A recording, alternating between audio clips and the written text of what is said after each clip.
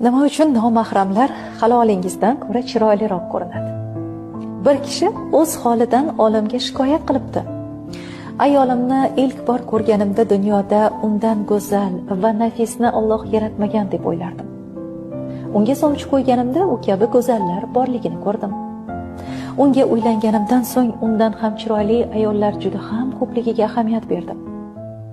To'yimizga bir necha yil bo'lganidan so'ng dunyodagi hamma ayol mening ayolimdan go'zal ko'rindi, deb o'z holidan shikoyat qilibdi. Bu gaplarni diqqat bilan tinglab turgan olim javob beribdi.